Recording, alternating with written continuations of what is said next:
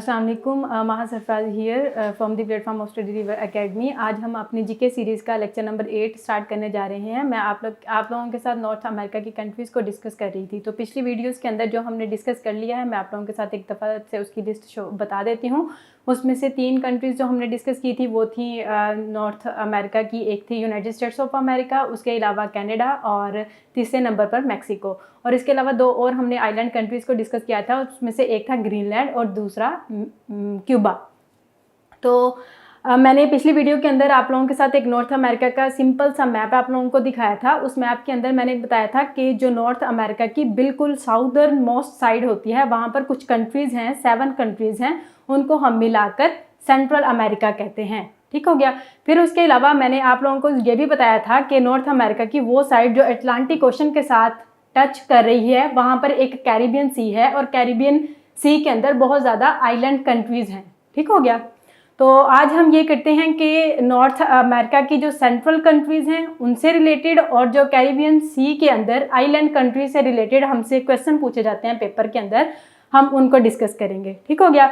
सबसे पहले हम देख लेते हैं जो सेंट्रल अमेरिका है, सेंट्रल अमेरिका की कंट्रीज़ को देख लेते हैं। सेंट्रल अमेरिका की बेसिकली जो कंट्रीज़ हैं वो 7 हैं, उनसे रिलेटेड ज़्यादा नहीं पूछा जाता, बस आप लोगों से कैपिटल्स पूछे जाते हैं। ठीक हो गया।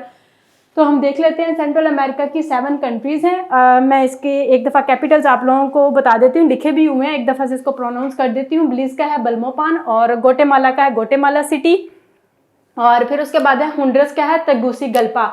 तेगुसिगल्पा का मैंने इस तरह से याद किया हुआ है कि तेगुसी एक लड़की है, वो होंडा जो बाइक होती है उस पर बैठकर गोलगप्पे खाने गई। ठीक हो गया, इस तरह से याद कर लें आप लोग। फिर उसके बाद है एल सल्वाडोर का है सैन सल्वाडोर और निकारागुआ का है मानागुआ।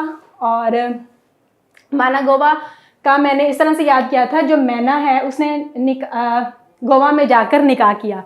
फिर उसके बाद है कोस्टा रिका। कोस्टा रिका का सैन जूस है और इसका मैंने इस तरह से याद किया हुआ है कि जब मैं राइस के साथ जूस पीती हूँ तो उसकी बहुत ज़्यादा कॉस्ट पड़ती है।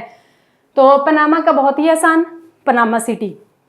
फिर उसके बाद है पनामा सिटी की एक बहुत ही इंपॉर्टेंट बात है पनामा कनाल। पनामा कनाल यहाँ पर अटलांटिक ओशन को जो हमारा पैसिफिक ओशन है उसके साथ टच कर रही होती है। फिर उसके बाद है जोड़ती है मतलब। फिर उसके बाद ये मैप है, मैप एक दफ़ा से आप लोग देख लेंगे। जितनी भी कंट्रीज़ हैं उनको मैंने एक मैप के अंदर आप लोगों के साथ कलरफुल मैप बनाया है आप लोगों के लिए, ताकि आप लोगों को मेमोराइज करना आसान हो जाए। तो आप लोग देख लेंगे, सबसे ऊपर है ब्लिज़ और यहाँ पे ग्वाटेमाला। ये वो 2 कंट्रीज़ हैं। जब मैं आप लोगों के साथ मैक्सिको वाला लेक्चर डिस्कस कर रही थी तो मैंने बताया था कि मैक्सिको किन किन ममालिक के साथ अपनी बाउंड्रीज़ को टच कर रहा होता है। तो उसमें से मैंने आपको एक बताया था ग्वाटेमाला और दूसरा ब्लिज़। समझ आ गई ना आप लोग, अब आप लोगों को कि ब्लिज़ और ग्वाटेमाला किधर है। उसके बाद ये जो है यहाँ पर एल सल्वाडोर है, इस तरफ है होंडुरस, ये ब्लिज़ के नीचे। फिर ये जितना भी रेड वाला है इसका हम कहते हैं निकारागुआ। और फिर उसके बाद ये जो ब्लैक वाला ये है कोस्टा रिका और एंड पे पनामा। फिर अब जो है कैरिबियन सी। कैरिबियन सी के अंदर जितनी भी कंट्रीज़ आती हैं उनसे रिलेटेड ज़्यादा क्वेश्चन पूछा जाता, जो पूछे जाते हैं मैंने वो कंट्रीज़ यहाँ पे लिख दी हैं, उसके हम कैपिटल से ज़्यादातर पूछा जाता है। अच्छा, जो कैरिबियन सी है, कैरिबियन सी के अंदर जितनी भी आइलैंड कंट्रीज़ हैं उसमें से कुछ तो कंट्रीज़ हैं जो इंडिपेंडेंट है और कुछ ऐसे आइलैंड्स हैं जो ओवरसीज टेरिटरीज़ हैं, मतलब किसी और के अंडर आते हैं। जिस तरह से कुछ यूएस के आइलैंड्स हैं, ब्रिटिश के कुछ आइलैंड्स हैं, इस तरह से। ठीक हो गया।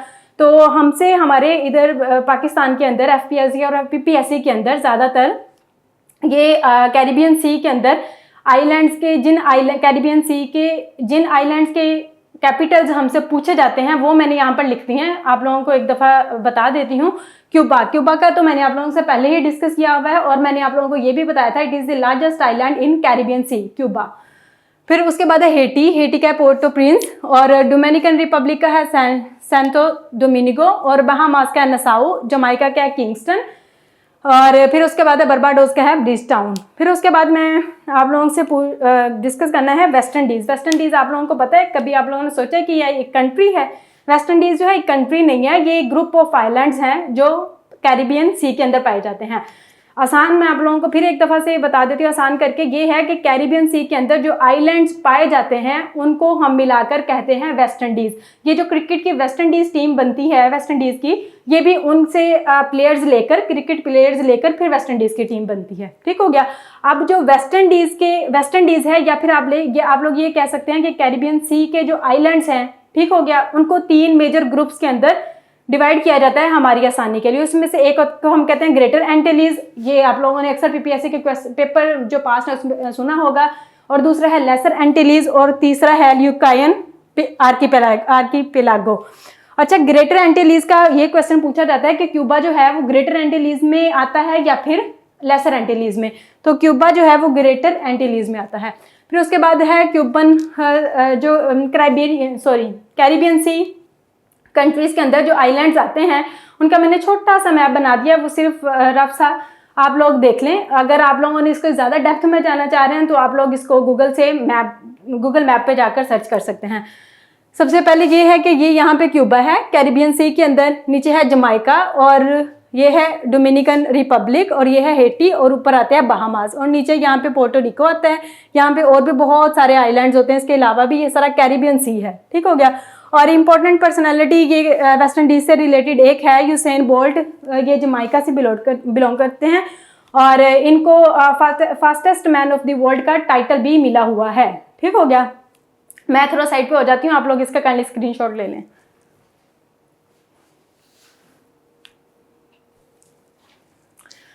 Okay, thank you so much. आज के लिए इतना ही। अगर आप लोगों की कोई सजेशंस हों तो आप जो है चैट बॉक्स उसके अंदर अपने मैसेजेस को या अपनी सजेशंस को ड्रॉप कर सकते हैं। Thank you so much. अल्लाह हाफिज़।